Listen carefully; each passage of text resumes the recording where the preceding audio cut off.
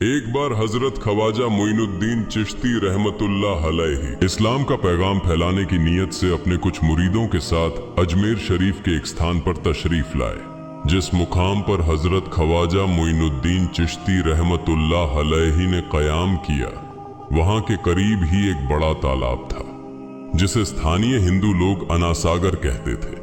उस दौर में इस तालाब की वुसात और पवित्रता के कारण हिंदू समाज में इसका बहुत एहतराम किया जाता था।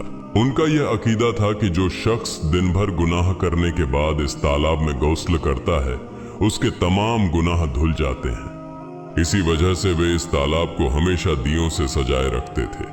कहा जाता है कि इस तालाब में हर रात दिए जलाने के लिए तकरीबन 3 मन तेल की जरूरत होती थी।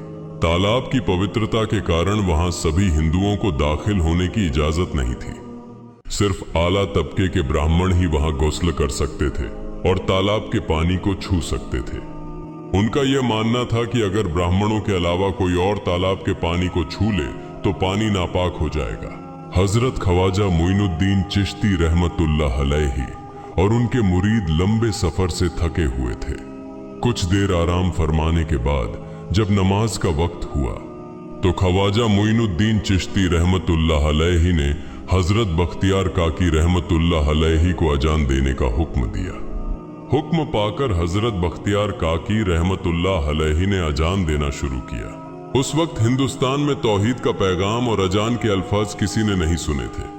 जब लोगों ने पहली बार अजान के अल्फाज सुने तो उनके दरमियान हलचल मच गई। लोग अपने घरों से बाहर आकर एक दूसरे से कहने लगे, ये फकीर लोग कहां से आ गए और ये क्या पढ़ रहे हैं। अजान खत्म होने के बाद हजरत ख्वाजा मोइनुद्दीन चिश्ती रहमतुल्लाह अलैहि और उनके साथियों ने अनासागर तालाब पर जाकर वुजू करना शुरू किया। जब हिंदू पुजारियों ने देखा कि एक अजनबी दरवेश उनके मखसूस तालाब का इस्तेमाल कर रहा है तो उनके दिल में गुस्से की आग भड़क उठी। एक पुजारी बोला, यह दरवेश कहां से आ गया? बिना हमारी इजाजत के इसने हमारे पाक तालाब को हाथ लगा दिया। हम इस तालाब को कितना मुकद्दस मानते हैं और इन मुसाफिरों ने इसे नापाक कर दिया है। इसका कोई हल निकालना ही होगा। इसके बाद हजरत ख्वाजा मोइनुद्दीन चिश्ती रहमतुल्लाह अलैहि ने तमाम साथियों के साथ मिलकर जमात के साथ नमाज अदा की। लोग ये मंजर देखने लगे और कहने लगे, ये तो कोई अजीब फकीर है। हमारे मंदिरों में सब देवी देवता मौजूद हैं और ये उनकी इबादत न करके किसी नए खुदा की इबादत कर रहा है। अगर मंदिर के बाहर भी कोई खुदा है तो उसे भी मंदिर में रखा जाना चाहिए ताकि लोग उसकी भी पूजा कर सकें। शाम ढलने लगी। शाम होते ही राजा पृथ्वीराज के ऊंटों के चरवाहे अपने ऊंट लेकर उस जगह पहुंचे। इत्तेफाक से हजरत ख्वाजा मोइनुद्दीन चिश्ती रहमतुल्लाह अलैहि उसी जगह पर तशरीफ फरमा थे जहां आमतौर पर राजा के ऊंट आराम किया करते थे। चरवाहों ने देखा कि एक दरवेश का काफिला उनके मुकाम पर आकर बैठा है।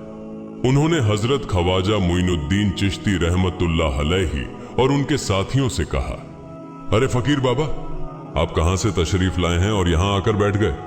क्या आपको मालूम नहीं कि यहां रोजाना राजा पृथ्वीराज के ऊंट आराम फरमाते हैं? राजा के ऊंट यहां आराम करते हैं। ये जानते हुए भी आपने यहां बैठने की जुर्रत कैसे की? हजरत ख्वाजा मोइनुद्दीन चिश्ती रहमतुल्लाह अलैहि ने उन चरवाहों को नरमी से जवाब दिया, बाबा, हम मुसाफिर हैं और अनजान हैं।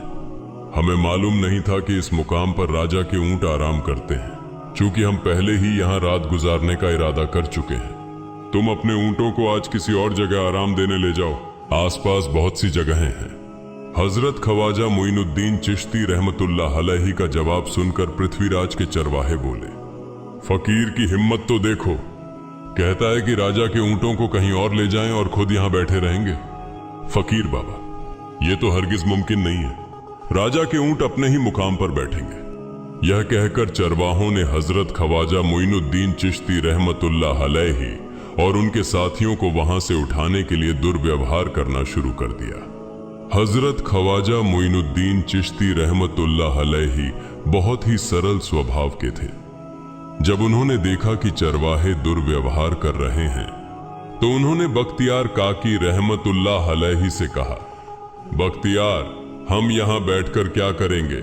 जब राजा के ऊंटों को यहीं बैठाना है तो रहने दो, ऊंट यहीं बैठे, हम यहाँ से जा रहे हैं। ये कहकर हजरत ख्वाजा मोइनुद्दीन चिश्ती रहमतुल्लाह अलैहि अपने साथियों के साथ वहां से चले गए। अगली सुबह जब ऊंटों को फिर से चरागाह में ले जाने का समय आया तो चरवाहे ऊंटों को उठाने की कोशिश करने लगे, लेकिन बार बार कोशिश के बावजूद वे ऊंटों को उठा नहीं सके, क्योंकि अल्लाह के वली हजरत ख्वाजा मोइनुद्दीन चिश्ती रहमतुल्लाह अलैहि ने कहा था कि ऊंट यहीं बैठेंगे। अल्लाह रब्बुल आलमीन ने उनकी यह दुआ कबूल कर ली थी और ऊंटों को आदेश दिया था कि जब तक मोइनुद्दीन चिश्ती खुद नहीं कहेंगे तब तक वे यहीं बैठे रहेंगे। इसके बाद चरवाहे ऊंटों के न उठने का कारण जानने लगे। उनमें से एक नेक चरवाहा था जिसने कहा, क्या तुम्हें याद है कि हमने कल यहां से एक दरवेश को उठाया था? जाते जाते उन्होंने कहा था कि हम जा रहे हैं, राजा के ऊंट यहीं बैठेंगे। मुझे लगता है कि उनके कहे शब्दों के कारण ही राजा के ऊंट उठ नहीं पा रहे हैं। शायद वह कोई बड़े वली हैं या अल्लाह का कोई अवतार है। इस बात को महामहिम राजा के समक्ष रखते हैं। इसके बाद चरवाहे पृथ्वीराज के पास पहुंचे और हाथ जोड़कर निवेदन किया, महाराज, हमने बहुत कोशिश की, लेकिन आपके ऊंटों को उनके स्थान से नहीं उठा सके और उन्हें चरागाह में घास चराने नहीं ले जा पा रहे हैं। राजा पृथ्वीराज ने आश्चर्य से पूछा, क्या ऊंटों को कोई बीमारी है जिस कारण वे उठ नहीं पा रहे? चरवाहों ने कहा, महाराज, ऊंट पूरी तरह स्वस्थ हैं, उन्हें कोई बीमारी नहीं है। पृथ्वीराज ने कहा, तो फिर वे अपनी जगह से क्यों नहीं उठ रहे? चरवाहों ने कहा, महाराज, कल उस स्थान पर एक दरवेश बैठे थे, हमने उनके और उनके साथियों के साथ काफी दुर्व्यवहार किया और उन्हें वहां से उठा दिया था। जाते जाते उन्होंने कहा था, राजा के ऊंट यहाँ बैठेंगे और उठेंगे नहीं। हमें लगता है कि दरवेश की बद्दुआ के कारण ही ऊंट अपनी जगह से नहीं उठ पा रहे हैं। तब पृथ्वीराज ने हुक्म दिया, अच्छा, जाओ और उस दरवेश को मेरे पास ले आओ। जब हजरत ख्वाजा मोइनुद्दीन चिश्ती रहमतुल्लाह अलैहि पृथ्वीराज के दरबार में पहुंचे तो पृथ्वीराज ने उनसे पूछा, ऐ दरवेश, आपने मेरे ऊंटों को क्यों पंगु बना दिया है? मेरे ऊंट भूखे मर रहे हैं, कृपया अपना जादू उनसे हटा लें। अगर जादू नहीं हटाया तो मेरे ऊंट भूखे मर जाएंगे। पृथ्वीराज की बात सुनकर हजरत ख्वाजा मोइनुद्दीन चिश्ती रहमतुल्लाह अलैहि मुस्कुराते हुए बोले, हे अल्लाह के बंदे, हम मुसलमान हैं और मुसलमान कभी जादू नहीं करते। तुम्हारे ऊंटों को मैंने नहीं बल्कि इस संसार के पालनहार महान अल्लाह रब्बुल आलमीन ने बैठाया है। उनकी आज्ञा से ऊंट बैठे हैं और उनकी आज्ञा से ही उठेंगे। लेकिन मैं उस सर्वशक्तिमान से प्रार्थना कर सकता हूं कि वह तुम्हारे ऊंटों को उठने की अनुमति दे।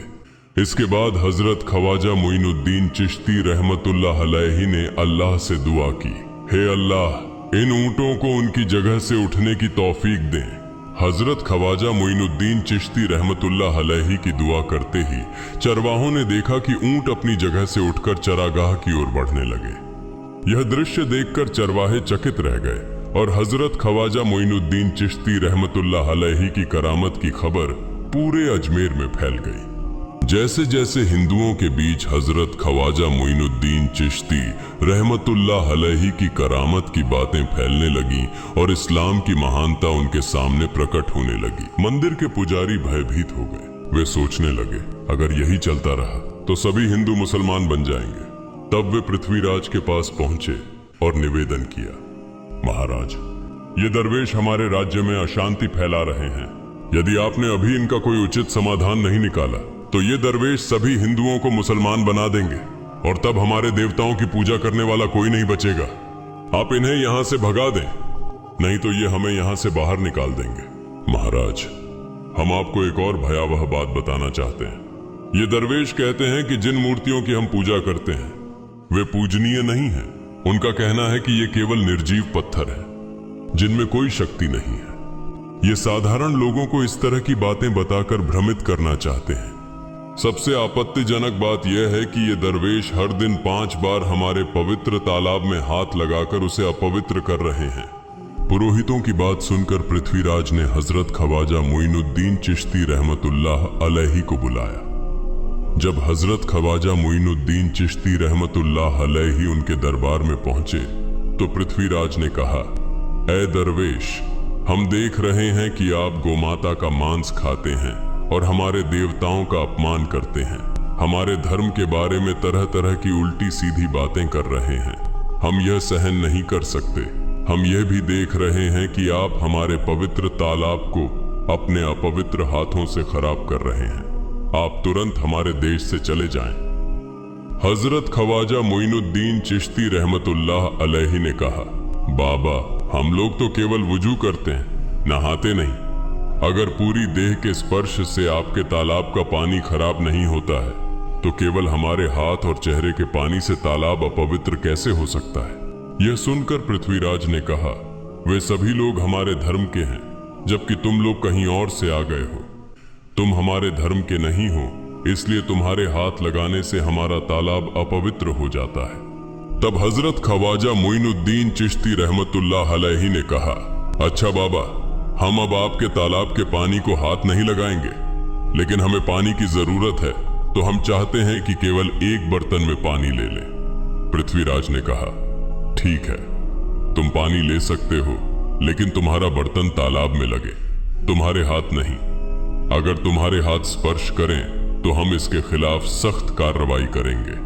राजा के साथ सहमति के बाद हजरत ख्वाजा मोइनुद्दीन चिश्ती रहमतुल्लाह अलैहि ने अपने मुख्य खलीफा बख्तियार काकी रहमतुल्लाह अलैहि से कहा, बख्तियार, जाओ और राजा के तालाब से एक बर्तन में पानी ले आओ, लेकिन बहुत सावधानी से पानी लेना ताकि तुम्हारा हाथ तालाब के पानी को छू न सके। बख्तियार काकी रहमतुल्लाह अलैहि हजरत ख्वाजा मोइनुद्दीन चिश्ती रहमतुल्लाह अलैहि के आदेश का पालन करते हुए आना सागर से पानी लेने गए। उन्होंने बर्तन को तालाब में डुबोया और उनका हाथ पानी को नहीं छू सका, क्योंकि चमत्कारवश पूरा तालाब एक छोटे बर्तन में समा गया।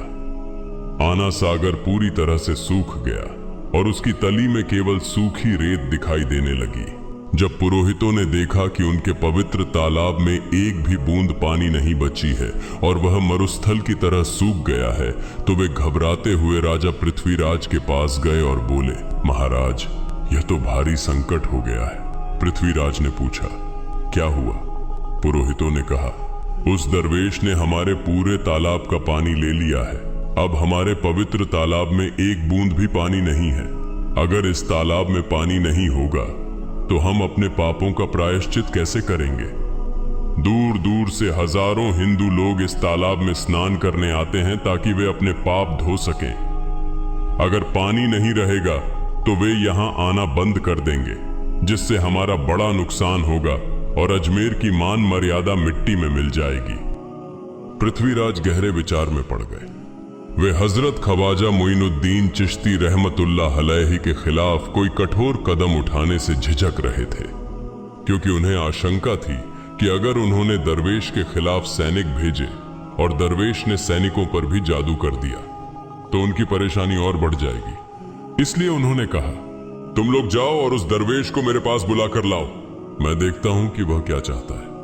अगर उसकी मांग उचित होगी तो हम उसे मान लेंगे, और यदि उचित नहीं हुई तो हम माफी मांगकर अपना तालाब का पानी वापस ले लेंगे। जब हजरत ख्वाजा मोइनुद्दीन चिश्ती रहमतुल्लाह अलैहि पृथ्वीराज के दरबार में पहुंचे तो पृथ्वीराज ने कहा, ऐ बाबा, आपने हमारे तालाब का सारा पानी ले लिया है, हम अपने पापों का प्रायश्चित कैसे करेंगे? पूरे दिन के पाप हम इस तालाब में स्नान करके धोते हैं। अगर तालाब में पानी नहीं होगा तो हम अपने पाप कैसे धोएंगे? हजरत ख्वाजा मोइनुद्दीन चिश्ती रहमतुल्लाह अलैहि ने उत्तर दिया, देखो बाबा, तुम्हारे पास आना सागर है, पर दुनिया के हर कोने में ऐसा तालाब नहीं है, तो क्या वे लोग अपने पाप कैसे धोएंगे?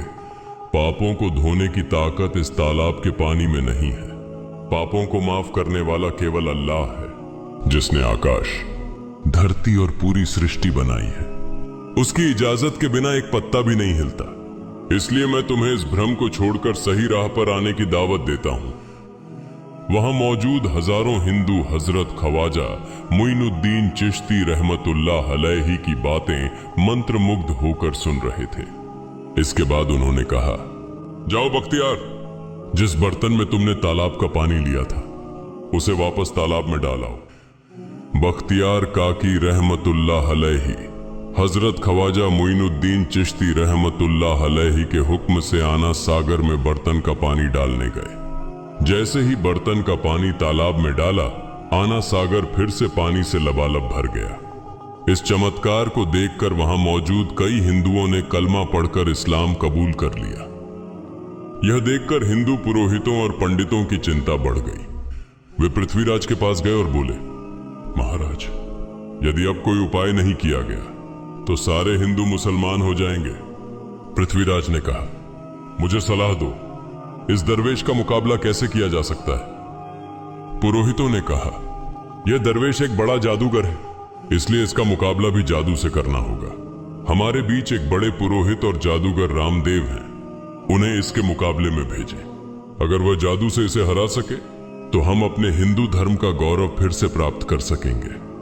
पृथ्वीराज ने रामदेव को बुलाकर कहा, रामदेव, मैं तुम्हें इस दरवेश को जादू से हराने की जिम्मेदारी दे रहा हूं। अगर तुम उसे हरा सके तो हम अपने धर्म का गौरव फिर से पा सकेंगे। रामदेव ने पृथ्वीराज को आश्वस्त करते हुए कहा, महाराज, आप चिंता न करें, इस दरवेश को हराना मेरे लिए बहुत आसान है। मैं आपके समक्ष हमारे धर्म का गौरव वापस लाकर रहूंगा।